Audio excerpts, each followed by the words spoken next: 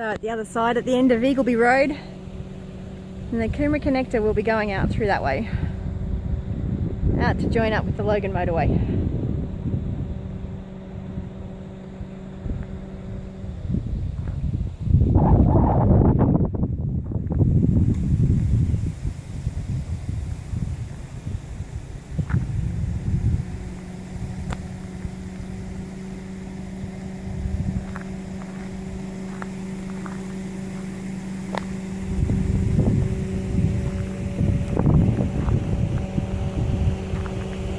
It's going to come all the way through there.